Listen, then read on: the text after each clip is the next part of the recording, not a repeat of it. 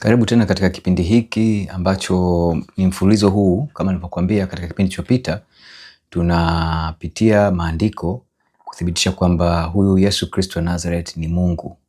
Na katika kipindi kilichopita nilikupitia katika maandiko ya kwenye Quran na kwenye Hadith Qudsi namba 18 ambayo inathibitisha kwamba Yesu ni Mungu.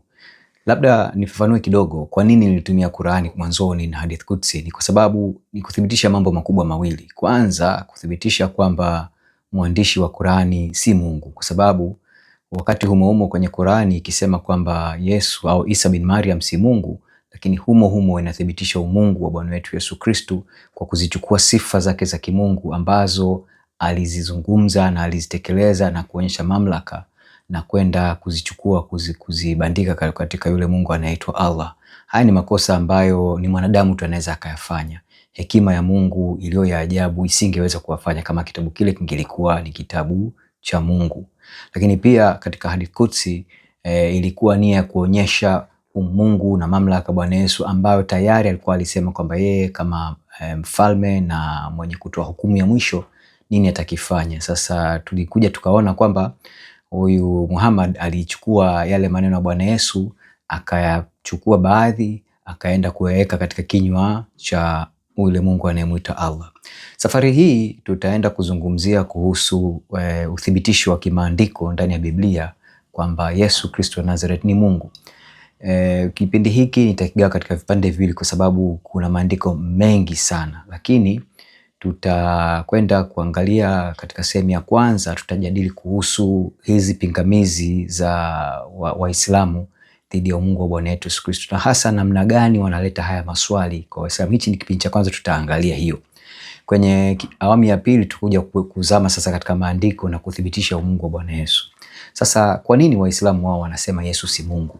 Kimsingi madai haya yako katika Qur'ani yenyewe. Kwa mfano, Qur'ani sura ya 4 aya ya 171, Qur'ani sura ya 5 aya ya 116 na aya nyingine kadhaa ndani ya Qur'ani zinazungumzia kwamba huyo Isa bin Maryam si Mungu.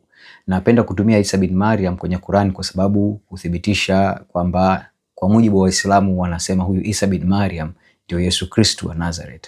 Kwa hiyo Qur'ani inapinga umungu wa Isa bin Maryam, na kwa sababu hiyo wanasema kwamba huyu Yesu Kristo wa Nazareth tunamsoma katika Biblia kwamba si Mungu, kwa sababu wao wanaamini Isa bin Maryam ndio Yesu Kristo wa Nazareth. Japo kwa upande wa Kristo haiko hivyo, kwamba sisi tunaamini Isa bin Maryam si Yesu Kristo wa Nazareth, lakini kwa nia ya mjadala tutakwenda hivyo kwamba tumchukulia kama yule Isa bin Maryam kwa mtazamo wa Islam, kwa sababu video hizi nia yake mojawapo ni kujaribu kuonyesha Waislamu ambao wanasikia haya mafundisho ukweli ulivyo kimaandiko. Sasa mara nyingi tujikumbushe mambo kadhaa. Kwanza, msingi kabisa, kwanza Qur'an inakuja miaka karibu 700 baada ya Bwana wetu Yesu Kristo kuwepo duniani, akazaliwa, akaishi, akaanza kazi ya kuhubiri na kutenda miujiza mingi sana. Baadaye anakuja anahukumiwa kifo, anatundikwa msalabani, anakufa, lakini siku ya 3 anafufuka katika utukufu, anawatokea wanafunzi wake wengi na wafuasi kwa muda wa siku kama 40, na baadaye anapaa mbinguni. Na kimsingi hii ndio tunasema narrative au ndio Biblia inavyofundisha. Sasa Qur'ani inakuja miaka zaidi ya 600 baada ya tukio hili, na tukio hili la ujio wa Bwana wetu Yesu Kristo linanakiliwa na linaandikwa na wafuasi wake ambao ndio walikuwa mashuhuda. Walimuona, waliishi naye, walizunguka naye kwa miaka isiyopungua 3, na wakaandika kuhusu aliyoona, waliyosikia na waliofundishwa naye. Na hawa wafuasi karibu wote waliuawa kishahidi kabisa, wakitetea imani wa yale ambao waliamini.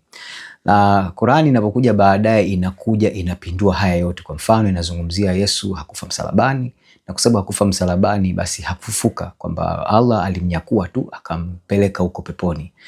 Sasa Waislamu wanapokuja kwa Wakristo, wanapozungumzia kupinga hoja ya Kristo au mafundisho ya Kristo yanasomeka katika Biblia, wanapenda kuuliza maswali fulani. Kwa mfano, swali kubwa kabisa ambao wanapenda sana kuuliza ni kwamba nionyeshe ndani ya Biblia ambapo Bwana Yesu anasema yeye mwenyewe kwamba mimi ni Mungu, au sehemu ambayo Bwana Yesu anasema niabuduni. Yani kwa Kiingereza hawa wanapenda sana. Kwa mfano mmoja wapo ni yule mhubiri maarufu wa Kiislamu anaitwa Zakir Naik, na wengine wengi wanapenda sana hizi sentensi mbili, kwamba nionyeshe ndani ya maandiko Yesu akisema mimi ni Mungu au niabuduni. Sasa kwanza tuangalie hizi changamoto mbili zina uzito wowote, na je, ni aina gani ya changamoto? Labda kabla tujikwenda huko tuseme kitu kimoja cha msingi sana. Waislamu wanatengeneza mtego ambao unawanasa wao wenyewe, kwa sababu kawaida mwanadamu unapoweka kiwango cha jambo unapomwekea mwenzio, hakikisha wewe mwenyewe kile kiwango unamwekea mwenzio una uwezo wa kukifikia kwanza wewe, kabla hujamtaka yule mwingine akifikie. Na ndio maana Bwana Yesu anatuambia kwamba hukumu mtakayopangia wengine na ndio mtakaopewa nyinyi. Kipimo mtakachowapimia wengine, nyinyi mnacho mtapewa hicho hicho, na pengine cha kujaa na kusuka. Ndio tafsiri yake. Sasa kwa nini huu ni mtego ambao Waislamu wenyewe wananasa katika mtego wao mwenyewe? Kwa sababu kwa kutumia kiwango hicho unakuta Waislamu basi nao wanatakiwa wamkatae Isa bin Maryam kwamba si Masihi, kwa sababu ndani ya Qurani inamzungumzia kwamba Isa bin Maryam ni Masihi wa huyu Allah. Lakini unaposoma Qurani yote hakuna hata sehemu moja ambayo huyu Isa bin Maryam anasema kwa kauli yake mwenyewe kwamba mimi ni Masihi.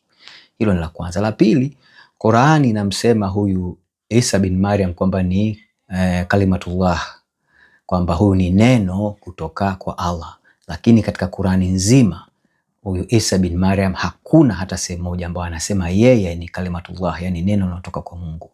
Kadhalika Qurani inamzungumzia kwamba huyu Isa bin Maryam ni rohan minhu, manake ni roho itokayo kwa Allah. Lakini katika Qurani hiyo hakuna sehemu hata moja kwamba huyu Isa bin Maryam anasema kwa kauli yake mwenyewe kwamba mimi ni rohan minhu.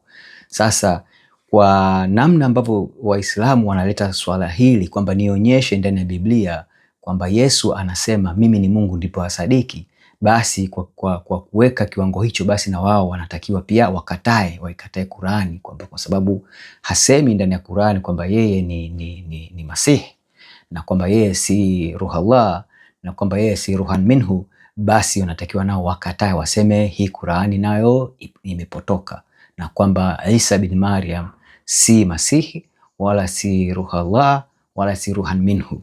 Na kwa sababu hicho ndio kiwango wanakiweka. Lakini sisi hatutaki kwenda katika mjadala huo. Nia hapa ni kukuonyesha kwamba Waislamu wanaweka changamoto ambao wao wenyewe hawawezi kuifikisha, inawapeleka pabaya sana.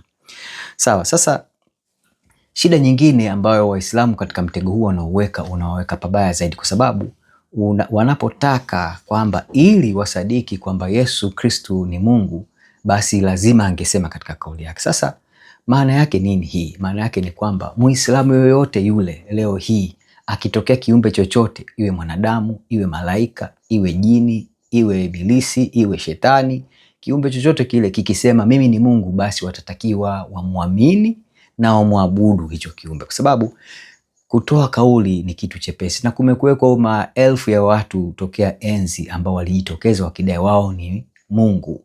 Wengi sana, wafalme, watawala, watu wa kawaida na wengine wengi, mitume, manabii wa uongo wengi ambao walisema kwamba ni Mungu. Lakini namna ya kutizama na uthibitisho wa umungu unakwenda nje ya neno la kusema tu kwamba mimi ni Mungu au niabuduni. Kwa hiyo hili ni jambo la msingi sana ambalo Waislamu kama wanataka kutumia neno kwamba mtu aseme mimi ni Mungu ndio waamini, basi wanakuwa katika hatari ya kuabudu miungu ya namna nyingi, kwa sababu kauli haitoshi kuthibitisha umungu.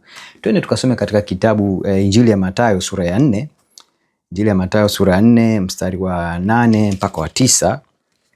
Tuone, kwa sababu shetani naye aliwahi kutoa kauli kama hii mbele ya Kristo wakati ule. Mstari wa 8, sura ya 4 mstari wa 8 mpaka wa 9 inasema hivi: hii ni wakati ule Bwana Yesu baada ya kufunga siku 40 na kwenda kujaribiwa na Ibilisi. Basi kisha Ibilisi akamchukua mpaka mlima mrefu mno, akamwonyesha miliki zote za ulimwengu na fahari yake, akamwambia, haya yote nitakupa ukianguka kunisujudia.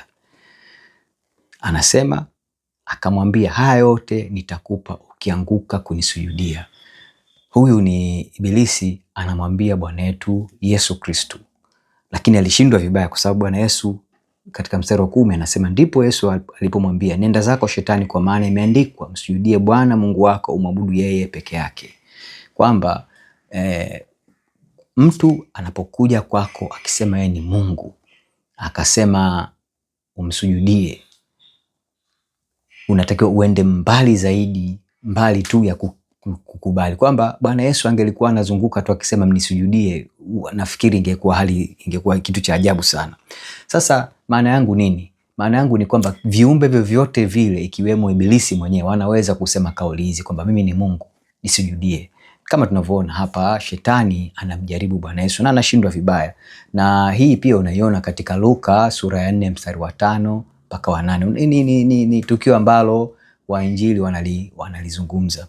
Jambo jingine la msingi sana ni kwamba nataka tuijadili hapa ni kuhusu tofauti ya dhana ya ibada na umungu katika Ukristo. Maana tuna dhana tofauti, kwa sababu Waislamu wao wanadhani Mungu kama humwabudu, au Mungu kama hasemi mniabudu, basi huyu hawezi kuwa Mungu. Sasa tunaangalia nini? Tunasema kwamba ukirudi katika mwanzo kabisa katika Agano la Kale, tunaona kwamba Mungu kwanza anapoweka amri zake 10 anaziweka katika hali ambayo ni ya kushangaza, lakini inafungua macho. Ngoja nikasome kutoka kitabu cha Kutoka sura ya 20 mstari wa 3 mpaka wa 6. Naenda kusoma Kutoka sura ya 20 mstari wa 3 mpaka ule wa 6. Hapa ni pale ambapo Mungu anaweka amri 10 kupitia Nabii Musa. Hapa Mungu anaweka zile amri ya kwanza na ya pili. Anasema hivi, usiwe na miungu mingine ila mimi. Usijifanyie sanamu ya kuchonga wala mfano wa kitu chochote kilicho juu mbinguni wala kilicho chini duniani wala kilicho majini chini ya dunia.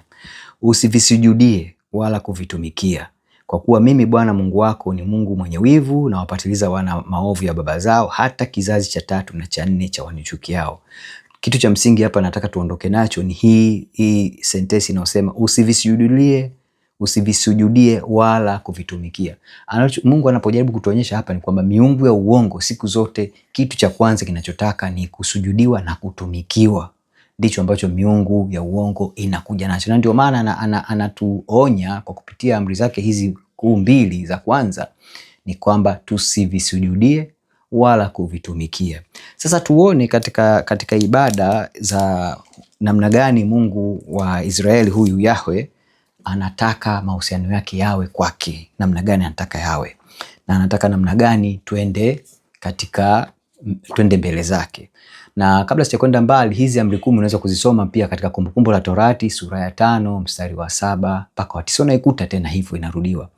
Kwa hiyo kitu kimoja ni kwamba kwetu sisi wa Kristo, ibada mbele za Mungu ni tendo la upendo, ni zao la upendo, na kwamba sisi Mungu anataka kwanza tumpende kwanza kabla ya kwenda kwake kumwabudu, kwa sababu ibada inayotoka katika kumpenda Mungu ndio ibada ya kweli.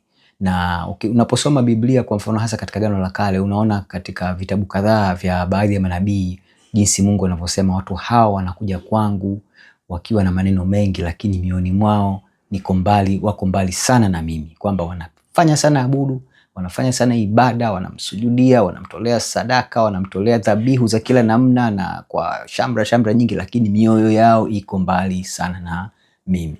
Na hii ndio ambayo Mungu wetu huyu Yahwe anachokitaka. Anataka kwanza tumpende. Tukasome kwenye Kumbukumbu la Torati sura ile ya 6 mstari wa 4 mpaka wa 5. Kumbukumbu la Torati sura ile ya 6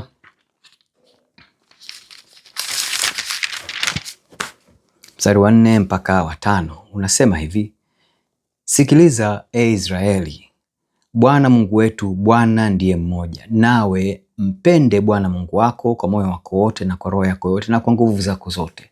Ndicho Mungu huyu tunayemwabudu sisi wa Kristo, Mungu wa kweli, Yahwe, aliyejidhihirisha kupitia manabii wake katika Agano la Kale na baadaye akajidhihirisha kwa mwanae mpenzi Yesu Kristo, anachotaka kwetu kwamba anasema nawe mpende Bwana Mungu wako kwa moyo wako wote na kwa roho yako yote na kwa nguvu zako zote. Anataka tumpende kwanza kuanzia kwenye moyo wetu, ikisha katika roho zetu, ikisha katika nguvu zetu na kwa akili zetu. Tutasoma pia hivyo katika mfano tunapokwenda katika Injili ya Marko mtakatifu sura ile ya 12 mstari wa 28 mpaka wa 34. Hapa tunakutana na Bwana Yesu akizungumza na mmoja wapo wa wale watu ambao walikuwa wakimchallenge sana. Na anasema na mmoja wapo waandishi akafika, akawasikia wakisemezana naye, akatambua ya kuwa amewajibu vema. Akamuuliza, katika amri zote ni ipi iliyo kwanza? Yesu akamjibu, ya kwanza ndio hii, sikia Israeli, Bwana Mungu wetu ni mmoja. Nawe mpende Bwana Mungu wako kwa moyo wako wote na kwa roho yako yote na kwa akili zako zote na kwa nguvu zako zote. Na ya pili ndio hii, mpende jirani yako kama nafsi yako. Bwana Yesu anaendelea, hakuna amri nyingine iliyo kuu kuliko hizi. Yule mwandishi akamwambia, hakika mwalimu amesema vyema kwamba Mungu ni mmoja wala hakuna mwingine ila yeye, na kumpenda yeye kwa moyo wote na kwa ufahamu wote na kwa nguvu zote na kumpenda jirani kama nafsi yako kwafaa kuliko sadaka nzima za kuteketezwa na dhabihu zote pia. Naye Yesu alipoona kwamba amejibu kwa busara, alimwambia, wewe hu mbali na ufalme wa Mungu, wala hakuthubutu mtu kumsaili neno tena tokea hapo. Hapa Bwana Yesu anakumbusha yale maneno ambayo Mungu aliyafunua kwa kupitia Nabii Musa, kwamba Mungu anataka kwanza tumpende na ndiyo amri yake kuu. Kwa hiyo Bwana Yesu kufika duniani akaanza tukusema mimi ni Mungu niabuduni, angekuwa anakwenda kwanza kinyume cha mafundisho yake mwenyewe, kwa sababu sisi wa Kristo tunaamini Bwana Yesu ni Mungu katika nafsi yake ya pili. Kwa hiyo angelikuwa anakwenda kinyume cha mafundisho ambayo alishayatoa tokea kule mwanzo. Naam, tukaangalie jambo jingine la msingi, kwa nini huyu, tunataka kujibu swali la pili kwamba kwa nini huyu Yesu Kristo alipokuwa duniani, kwa nini hakuzunguka kusema mimi ni Mungu na mniabudu? Hili ndio ambapo tunakwenda katika kujibu hili swala la pili. Unaposoma Injili unagundua kwamba kuna namna kadhaa ambacho Bwana Yesu anatuonyesha wazi kwa nini alipokuja duniani hakukaa akizunguka huku na huko wakati akihubiri na kuponya watu akitaka watu wa muabudu, au akikaa akizunguka akisema mimi ni Mungu, mimi ni Mungu. Na tunaona hii kwa mfano katika Injili ya Marko sura ile ya 10 mstari wa 45. Bwana Yesu anasema hivi, kwa maana mwana wa Adamu naye hakuja kutumikiwa bali kutumika na kutoa nafsi yake iwe fidia ya wengi. Bwana Yesu hakuja duniani ili kutangaza utukufu wake na umungu wake na watu waanguke wakimsujudu na kumwabudu, bali anasema yeye kusudio lake lilikuwa ni kuja kutumika na kutoa nafsi yake iwe fidia ya wengi. Na kazi hii alitekeleza kwa uaminifu mkubwa sana, akafa kifo pale msalabani, na ndicho kilichotuletea wokovu. Sasa tukaone pia sehemu nyingine pia anapotoa msisitizo tena, safari hii tukaangalie kupitia barua ya Paulo kwa Filipi, barua ya Paulo kwa Filipi sura ya 2 mstari wa 5 mpaka wa 8. Iweni na nia hiyo hiyo ndani yenu ambayo ilikuwamo pia ndani ya Kristo Yesu, ambaye yeye mwanzo alikuwa yu namna ya Mungu, naye hakuona kule kuwa sawa na Mungu kuwa ni kitu cha kushikamana nacho, bali alijifanya kuwa hana utukufu, akatoa namna ya mtumwa, akawa ana mfano wa wanadamu. Tena alipoonekana na umbo kama mwanadamu, alijinyenyekeza akawa mtii hata mauti, naam, mauti ya msalaba. Hii nao pia ni namna gani tunamuona Paulo anaelezea kwa nini, kwa mfano anajaribu kuwaambia hawa wa Filipi, na hata anatuambia sisi pia. Hichi ndicho kilimfanya Bwana Yesu asizunguke huku nako akisema mimi ni Mungu na kutaka watu wakaya wamwabudu. Naam, hizi ni sehemu moja ambapo tunaona kwa hekima ya ajabu kwa nini Bwana Yesu hakufanya hicho ambacho Waislamu walifikiri ilitakiwa akifanye ili wao tu waweze kumwamini. Lakini kuna namna nyingi pia tutakuja kuona katika sehemu ya pili ambako Bwana Yesu anathibitisha umungu wake. Tutakwenda huko. Jambo jingine la msingi ni katika kujibu ile mitazamo wa Kiislamu. Jambo moja ambalo Waislamu lazima wafahamu kwamba Bwana Yesu alipokuwa katika kazi yake ya kuhubiri hakuwahi kuulizwa, je, wewe ni Mungu? Hili swali hakuwahi kuulizwa.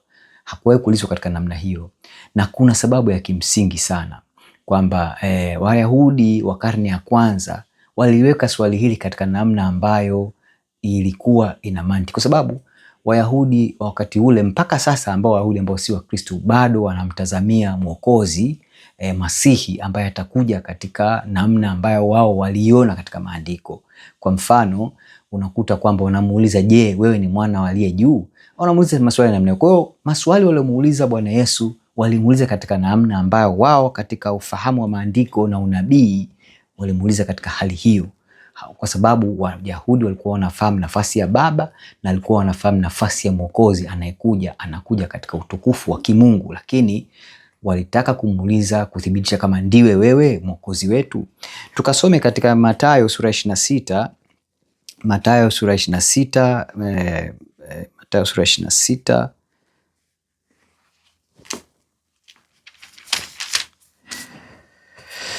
mstari wa 63 mpaka 65.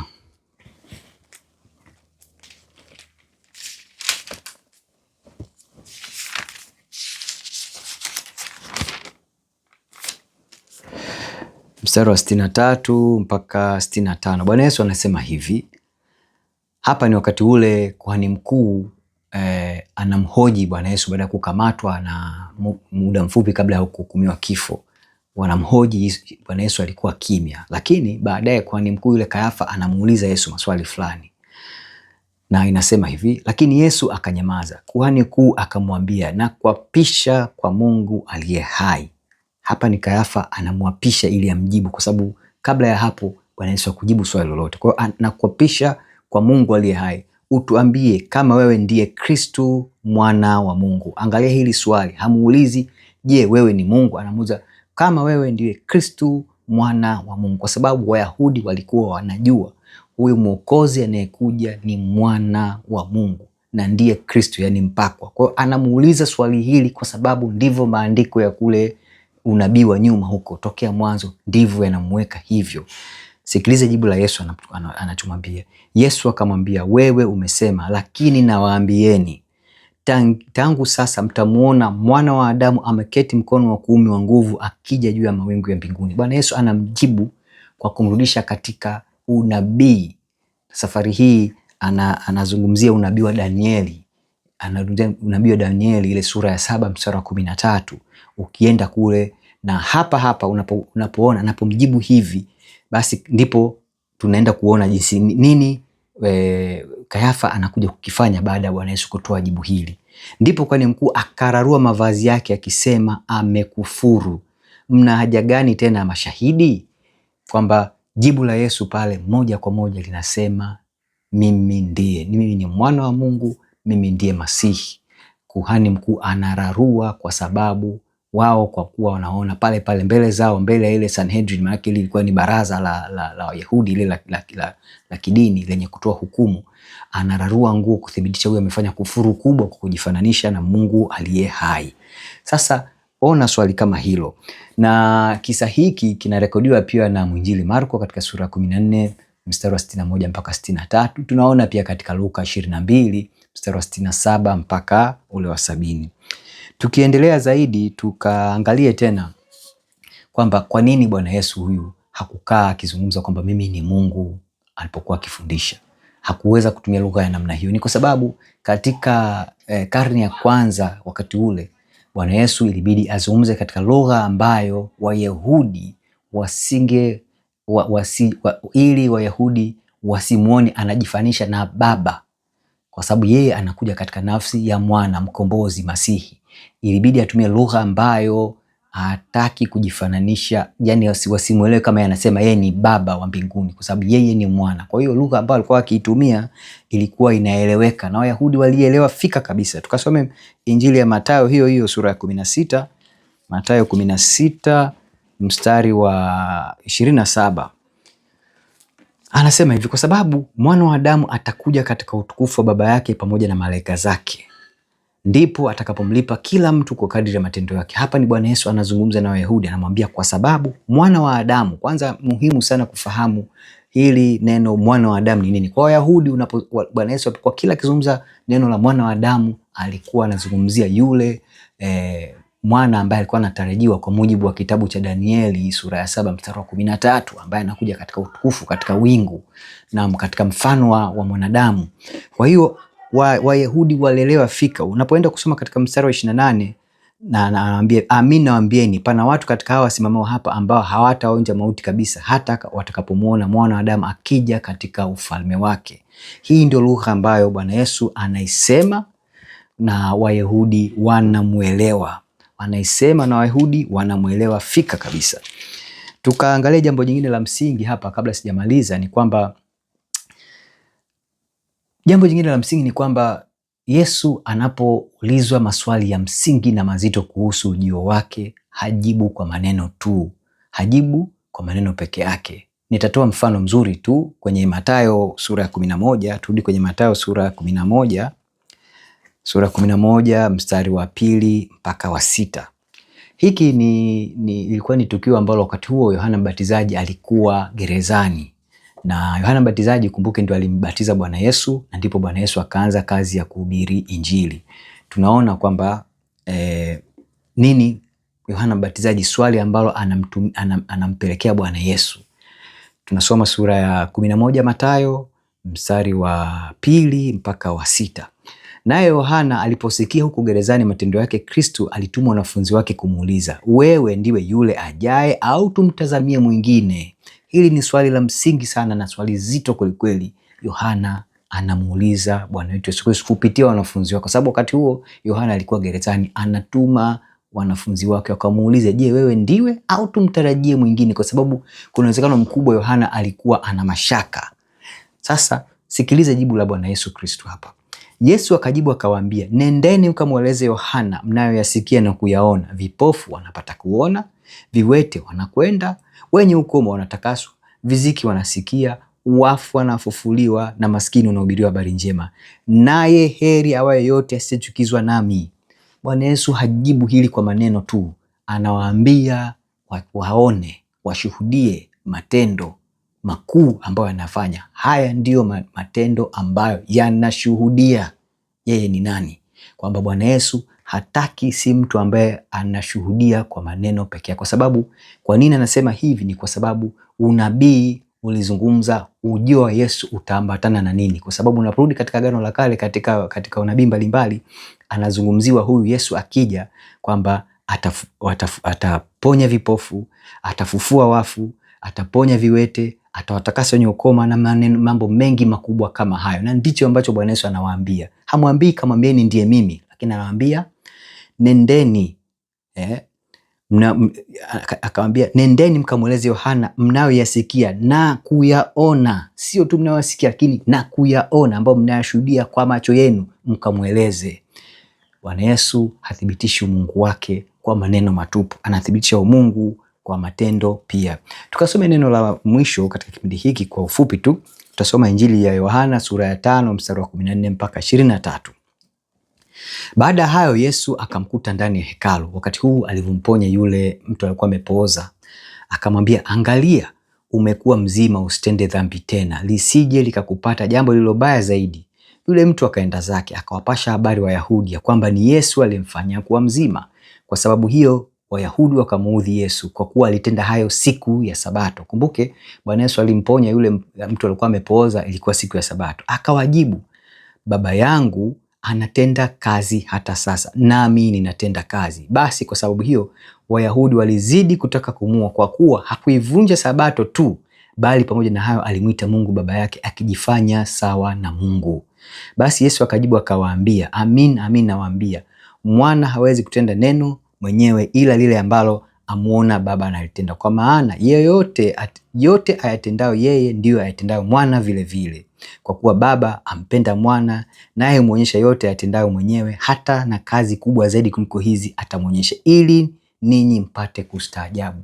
Bwana Yesu anawathibitishia kwamba mimi nipo kazini kama vile Baba yangu alipo kazini, na kwamba anawaambia kwamba mimi kwa matendo ndio najithibitisha hivi kwamba yeye na Baba ni wamoja, hafanyi mambo yaliyoko tofauti na Baba. Kumbuka Mungu katika Ukristo tunaamini ambaye Mungu mmoja ambaye katika nafsi tatu, Baba, Mwana na Roho Mtakatifu, na umoja wao uko katika kwamba hawakinzani. Ndio maana anasema hafanyi lolote isipokuwa ambao analiona Baba analitenda. Kwa hiyo Bwana Yesu anasema kwamba umungu wangu mimi uko katika matendo, natenda kama vile Baba anavyotenda. Kwa hiyo ndugu yangu Muislamu au Mkristo unaangalia video hii, ni kuthibitishie tu Yesu Kristo wa Nazareth ni Mungu kweli, na anathibitisha katika namna ambayo ni ya matendo.